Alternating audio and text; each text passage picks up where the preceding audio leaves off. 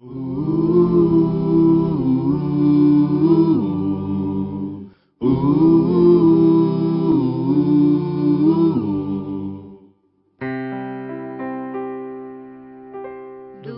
teu falar, ó Salvador, jamais vou duvidar, é encorajador. Alimento Diário, Série E, Então Virá o Fim. Título do volume 5, Os Trabalhadores do Final da Era da Igreja. Autor Pedro Dong.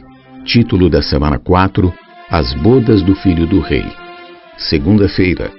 Ler com oração, Mateus 16:18. Eu te digo que tu és Pedro, e sobre esta pedra edificarei a minha igreja, e as portas do inferno não prevalecerão contra ela. Jesus, o Rei do Reino dos Céus. Nesta semana, desfrutaremos a mensagem As Bodas do Filho do Rei. O Senhor Jesus morreu na cruz não somente para nos redimir, mas para nos tornar seus cooperadores na edificação da igreja. Para alcançar esse objetivo, Ele nos entregou muitas ferramentas e espera que as utilizemos de maneira dinâmica, pois somos os trabalhadores da 1ª hora. Dessa maneira participaremos do maior evento deste universo, as bodas do Filho do Rei. Portanto, procuremos preparar-nos para essa memorável ocasião, sendo santificados pela palavra e crescendo em vida. O Evangelho de Mateus nos apresenta uma pessoa magnífica, o Rei do Reino dos Céus. Que maravilha! Ao nascer, o Rei recebeu o nome de Jesus, porque ele salvaria seu povo dos pecados deles.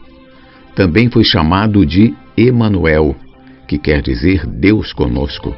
Mateus capítulo 1, versículo 23. A fim de preparar o caminho do Rei Jesus, João Batista foi escolhido como seu precursor e batizava as pessoas com água para arrependimento. Ao Jesus ser batizado por João Batista, o Espírito de Deus desceu sobre ele como pomba, e uma voz dos céus disse: Este é o meu Filho amado, em quem me comprazo. Mateus 3,17. Em seguida, Jesus foi levado pelo Espírito ao deserto para ser tentado pelo diabo e venceu o tentador por meio da palavra de Deus. Louvado seja o Senhor! A partir daí, ele passou a percorrer as cidades, pregando o Evangelho com o fim de estabelecer o reino de Deus na terra, a qual fora usurpada por Satanás. Para cooperar com essa missão, Jesus chamou 12 discípulos. Tudo isso está relatado nos capítulos 1 a 15 de Mateus.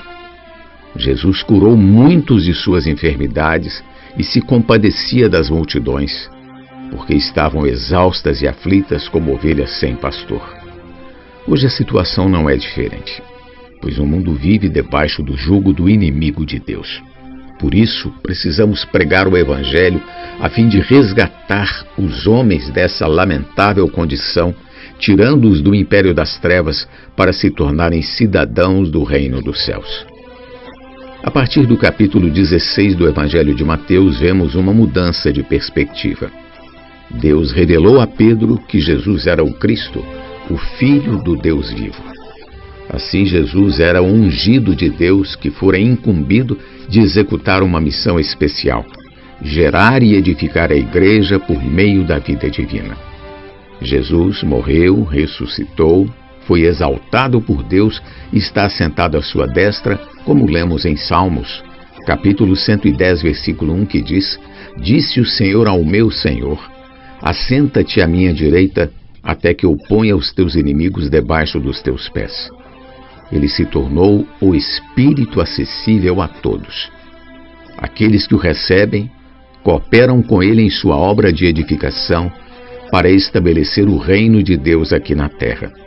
Sendo assim, a igreja não é uma entidade religiosa, nem sequer uma organização humana, mas é formada por todos aqueles que receberam a vida divina. Portanto, caso já tenha confessado Jesus como Senhor e Salvador, você tem a vida de Deus e faz parte da igreja. Aleluia! Pergunta de hoje: qual é a relação entre o reino dos céus e a edificação da igreja? Leitura de apoio à dupla missão de Apocalipse 12, capítulo 5, autor Pedro Dong. Venha o teu reino, capítulo 34, autor Dong Yulan.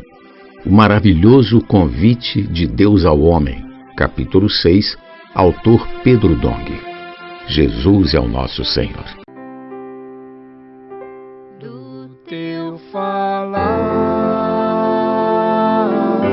ó Salvador,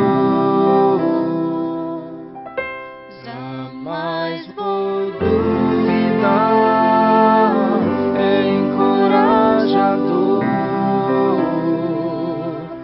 fiel me faz andar, mas tua glória eu ver, o mal vem derrotar. Fiel me faz andar, mas tua glória eu ver, o mal vem derrotar.